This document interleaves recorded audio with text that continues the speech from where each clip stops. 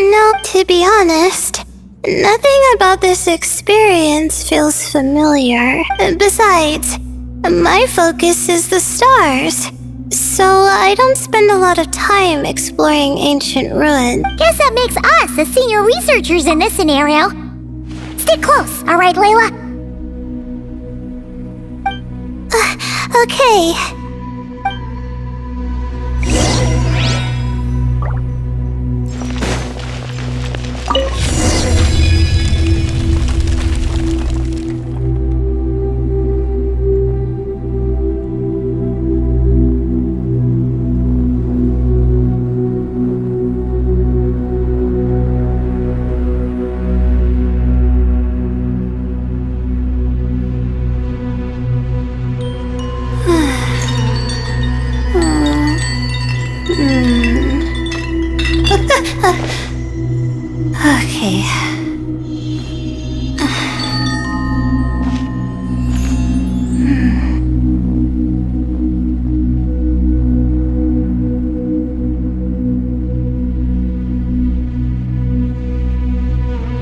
Even when we're not looking up at the stars, they're always there, watching over us.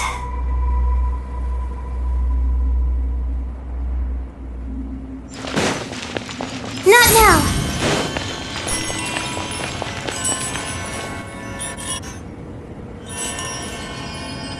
Wow! What a tall ceiling. Yeah, but for such a big place, it's so empty. Like no one ever lived here. Sure must have been boring to live in ancient times, staring at ceilings. Now that you mention it, I've heard some people used to... Some might even make them transparent. It sounds so... wait a second. I think Huh? How is... Alright, sit tight, everyone! Adventurer Paimon will be right back!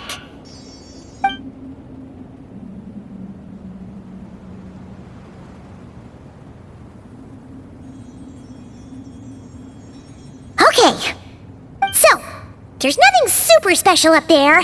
Just a couple of shelves, tables, jars, and scrolls, and a whole bunch of dust, dirt, and sand. Well, when you put it that way, come on then, let's see what we've got. Thanks.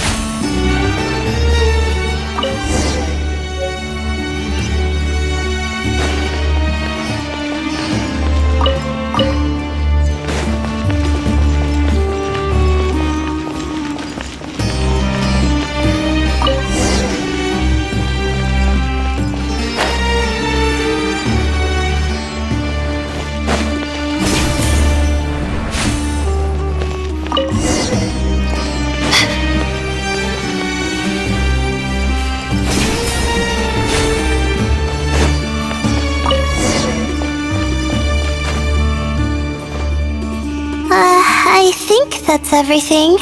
Most of these seem old as well. Right! Let's...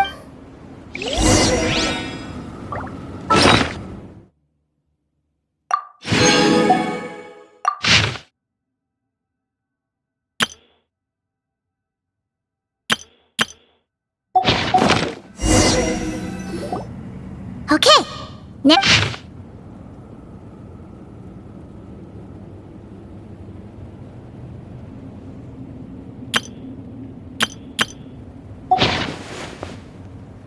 Maybe this person fell in... Yeah, maybe. But so... Either this... An optimist, huh? That's right! You're detailed and passionate. Great qualities for an adventure. This optimist seems super obsessed with exploring every corner of this place. Well, I appreciate the compliment. It's almost magical how words like that can make you feel like... I only wish that magic... Oh. See? Told ya! And all this talk about seniors in June. He sure talks about... Huh. What is it? No, not at all. I was just thinking... you noticed? I mean, it's good that he helped treat his... I don't know. Maybe... Yeah, if you're both in this dangerous situation together, if it were Paimon, she would write... Actually, I find Paimon's approach that way. If anyone came to the rescue, the note... Whoa! Well... Oh, no! I'm just a student. It's fine! You taught us something, so you're our teacher! Simple. Anyway, from the looks of things, the student who left these notes behind was pretty weird. Let's keep reading.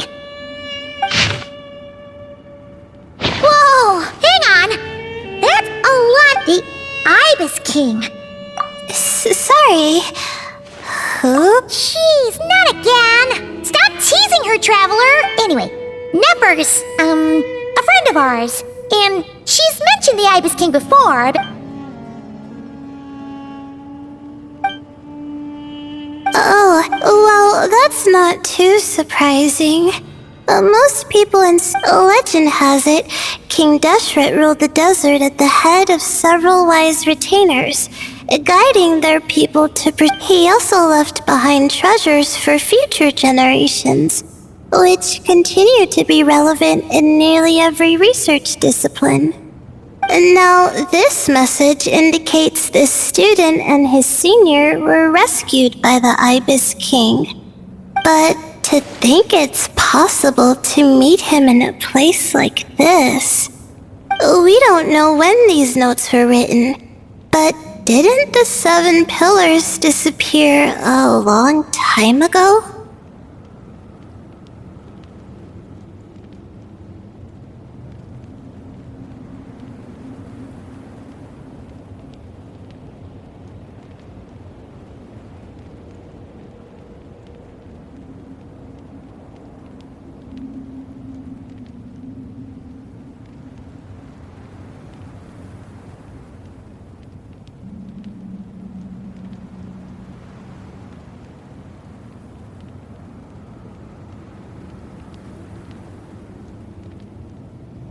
Yeah! The notes made it sound like his powers were restricted. Also, the mention of this form? What is that supposed to mean? I'm not sure. Let's keep reading.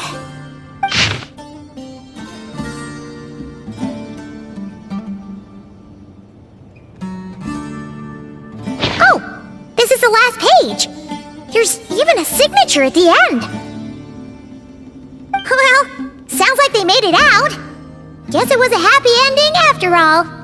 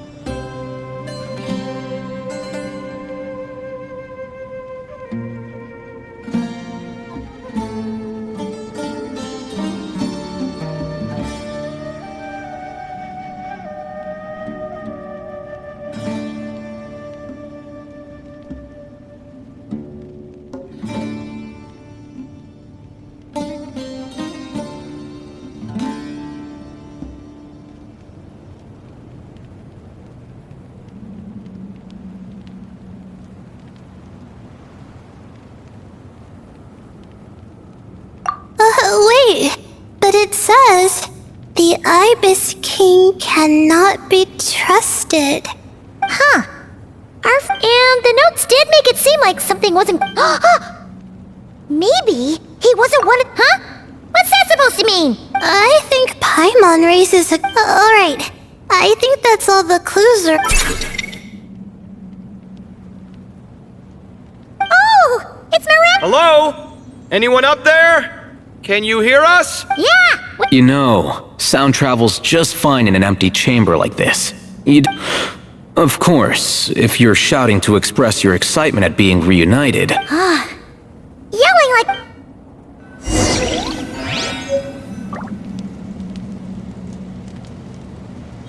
My guiding stars!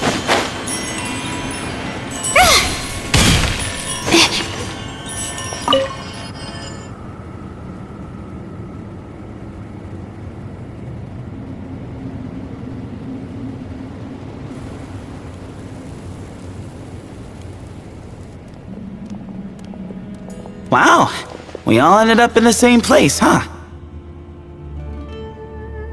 Yeah, what a coincidence. Indeed. Or as I like to call it, the chai factor.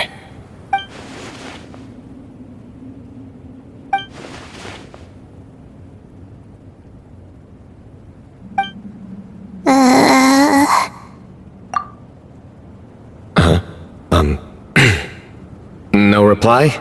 Just say it. Alright. Because it's spice to sweet brew again.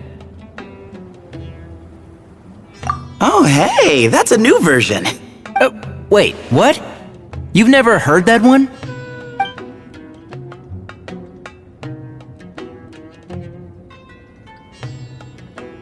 What are you looking for? A place to sit and read my book. Oh, great.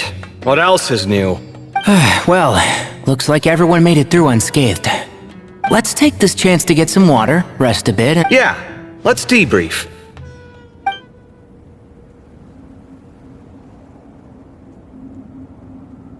Okay, so we all learned a lot, but it feels like we ended up with even more questions. Yeah, but one thing's for sure. This place is tied to the Ibis King in some way. Hey, Sino. You're the current representative of Hermanubis. Can you call him up for a sec? Of course. Just let me sense his presence.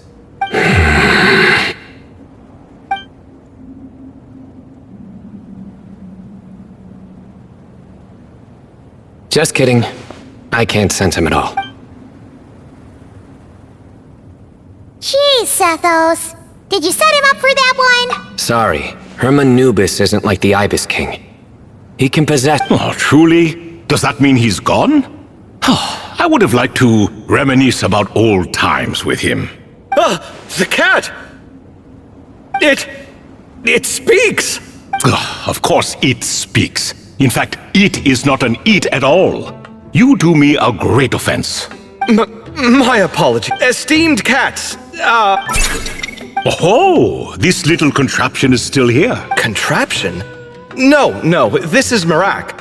Which means you do his assistant a great offense. Huh?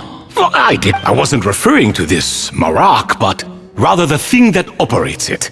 King Deshret was quite partial to it. I have forgotten what it was called. It must have had an official name, albeit in the old tongue. It's not important. Marak's a fine name. Even better than the original, if you ask me.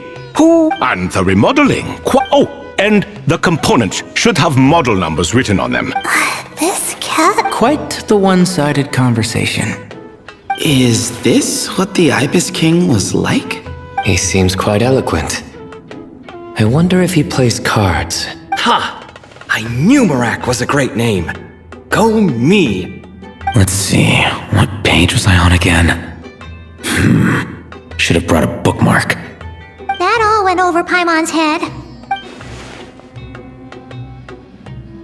Hello indeed, for you to know my name. Yes, I was not mistaken. You are special among your companions. But you are all guests. It is only proper to invite you in. Come then, this way.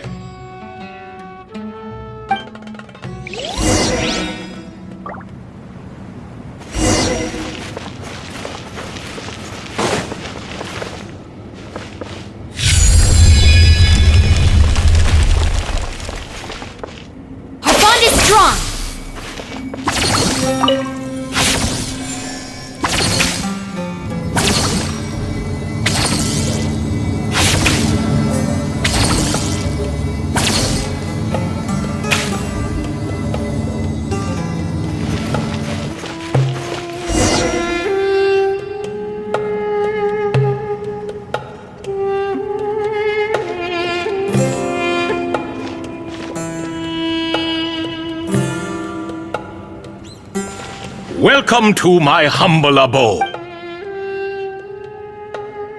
Oh, I fear it's not. In fact, it has long ceased to be my home at all. It belongs. Such adorable creatures, aren't they? Take the one I'm borrowing here, for instance. A chubby fellow with such lovely fur.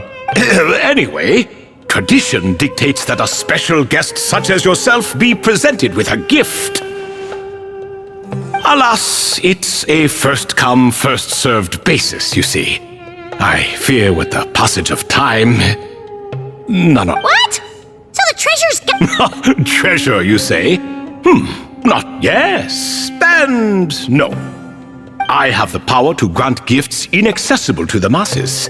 The only requirement is, of course, my questions were given unto me by King Desh. What causes our rise and fall? What obliterates love and hate? What determines truth and falsehood? The more he talks, the less Paimon understands. I see.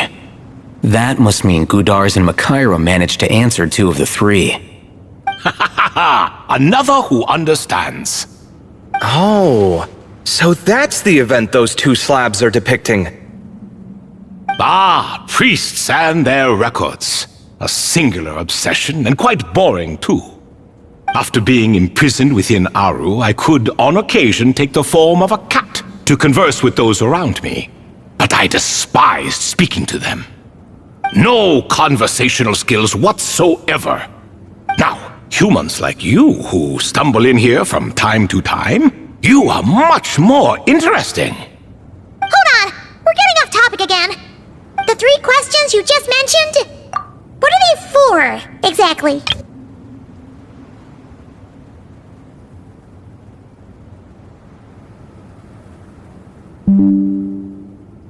Ah, that is a story that begins with King Deshret. And we're in for another long. Nostalgia for the past. And our king, he was such a proud, solemn man in those days. He watched us speak of the present and the future, of the wisdom we possessed or were about to obtain. We were his proud retainers, confident in our belief that, so long as each one of us used our abilities to the fullest, progress was inevitable. Yet, King Deshret's ambition was not destined to be allowed in a closed-off world such as this. So nothing went as planned. In fact, from the beginning, there were signs an outcome of this nature was inevitable. Because although there were 7 pillars, one was forever absent. Al-Ahmar would insist the Dendro Dragon Sovereign was one of us, but the dragon herself rejected that idea. Huh. Like a card you can never seem to draw from your deck. More like a card that was never in the deck to begin. Alas, that's just who Al-Ahmar was, and I always preferred chess to cards. In the end, life grew unbearable for our king. But, of course, those who remain must continue to live on. But subjects like us were less fortunate. After all, the fate of a retainer is decided by the king, including the chance to walk away. So it was then that King Deshret had Kroko, Goti, and I locked up within Aru, where we remain to this day. Kroko. Ah, of course. You're more familiar with their full names. Sobek, the Crocodile King, and Hereshef, the Goat King. And let me tell you, when it comes to chess, Hereshef was a habitual backseat strategist, always spewing nonsense from the sidelines. Well, Sobek was all too quick to take his terrible advice, to the point where I was the one who got accused of cheating. Chess is an exercise in patience. And that man couldn't sit still to save his life. He could never excel at that game. In fact, neither of them were good at chess. Even so, we played together often. And since I was always the winner, we got along quite well. What are you laughing at? Were we not good friends? No one's laughing. Paimon would never.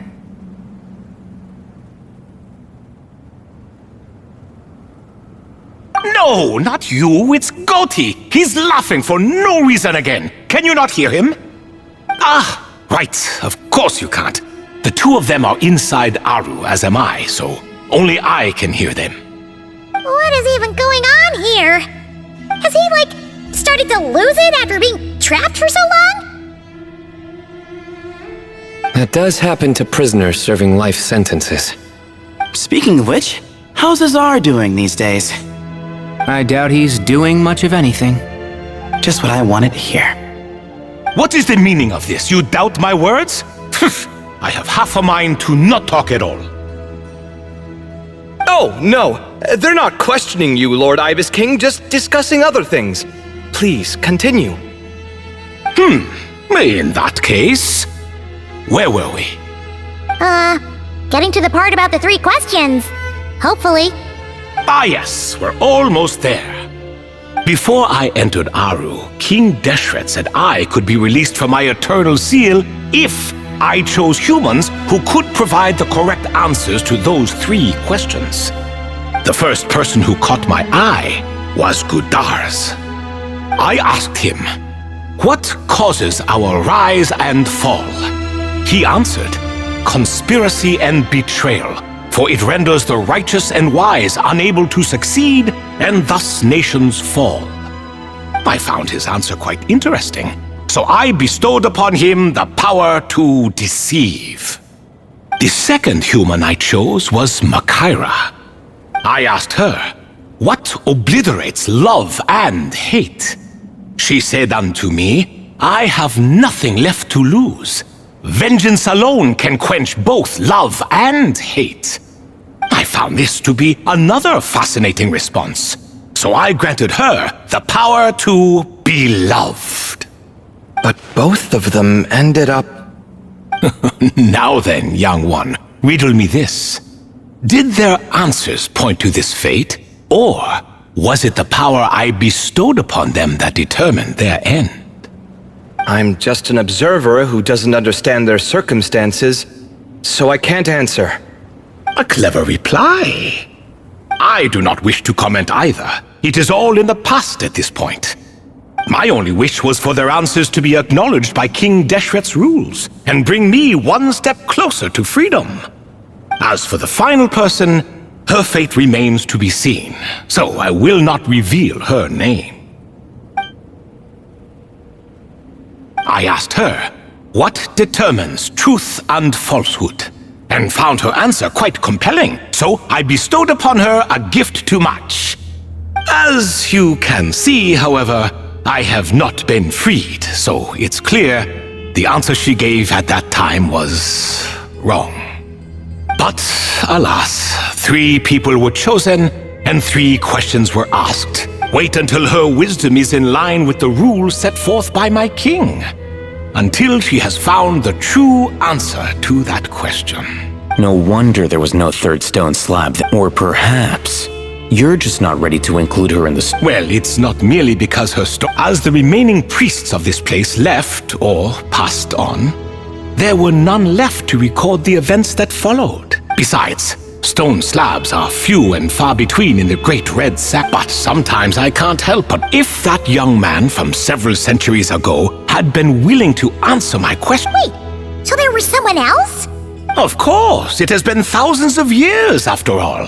All sorts of people have stumbled upon this place. That young man had such a singular intelligence, though his companion, by contrast, was rather average. The author of those notes we found? The student named Zandi? Ah, yes, I think that... In truth, I was unsure whether I should grant him my third remaining gift. He was, of course, exceedingly clever, but he was also mistrustful and narcissistic in equal measure, and there did not seem to be a line he was unwilling to cross. Too much power could be dangerous in the hands of someone like him, so I found myself rather relieved when he declined my gift. Oh, he turned you down? Did he give a reason? Yes. He said he didn't need it. I still remember the look in his eyes. Nothing stood out per se, and still I could sense contempt and disdain radiating from his gaze. I could not give an exact reason, but on instinct I just knew. So, I tricked him. Stick close to your companion, I said. Only the descendants of Tulatula can come and go as they please. Leave him— So, does that mean his companion— Oh no, that part was true. The lie was in the other half. Anyone can enter or exit this place. I saw that his companion was exhausted and was concerned Zandik might leave him behind, or worse, that some other accident might befall him. So I made up an excuse to prevent Zandik from going a step too— Oh, and speaking of, Zandik's companion had the same blue hair and point— Wait, does that mean Layla's also a descendant of Tulatula? Indeed. When Hermanubis founded that city, he took in many who had nowhere else to go. Today their progeny are scattered to the four winds, and indeed are far more numerous than I could have imagined. So the person you protected could have been my ancestor. Yes. You're very welcome for that. Could I ask another question, Lord Ibis King? Of course. I have nothing but time, I'm afraid. Did you also save me and a man named Jur? I did. You two were quite unlucky bumping into a device King Deshret once used to measure human brain power. That contact caused more knowledge than you could handle to flood into your minds. So I replaced that knowledge with simpler, repetitive information. Of course, the side effect being the same thought repeating over and over again in your mind, but that should resolve itself in time. How many moons are there in the sky? Yes, that was the phrase I used in your head. I forgot the other one, though. I believe it had something to do with food. Both were spur-of-the-moment decisions, so no need to dwell on the meaning too much. Oh, I see. As I said, young one, if you're inclined to return, there's only so much a cat's paw can do. So I'm afraid this— Oh, splendid! Such is the fate of things. For that reason, the gifts of disrespectful? Oh, are you talking to the— No. Croc, he's pestering me for another game of chess. Says he wants to even the score. Wishful thinking, if you ask me. If we counted one push-up for every loss, he'd owe me 300,000 by now. Of course, that's just a rough estimate. I've never kept count. It appears that's something you like. Being someone unable to be defeated. I suppose so. All right then. Time for me to extend my winning streak, and for you all to head home.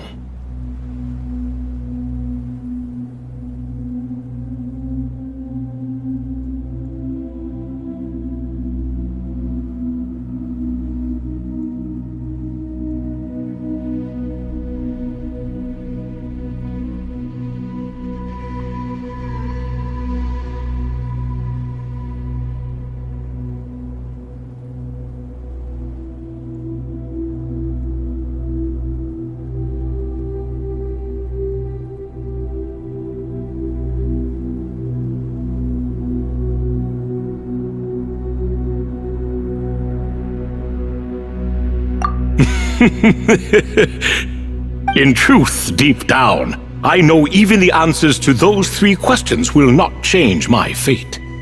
But that is for me to reckon with. Go on now.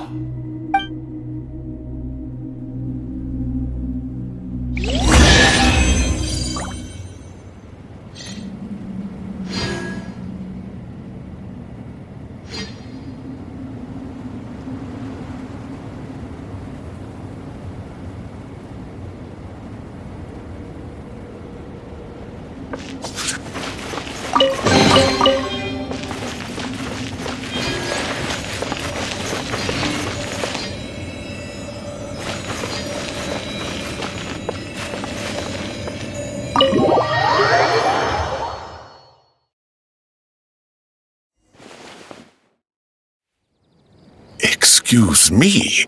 Do you even know what time it is? You're exaggerating, I'm making a point. There's a difference. Sincerest apologies for keeping you waiting, Professor Cyrus.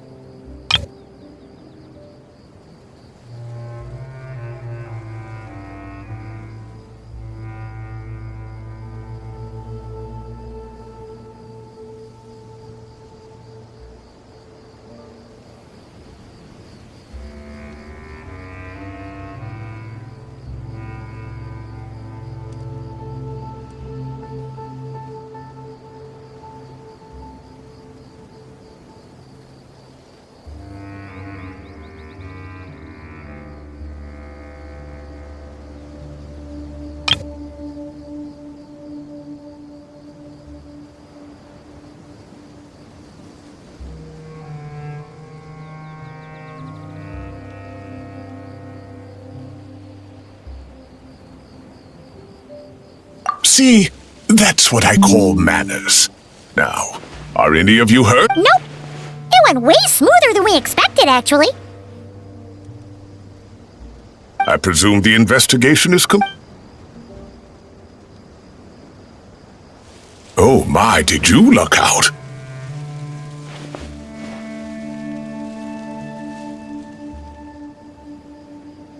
If you've read the work from the Vahumana Dashan, perhaps he softened up a bit in his own... Or perhaps he just didn't have a good enough reason.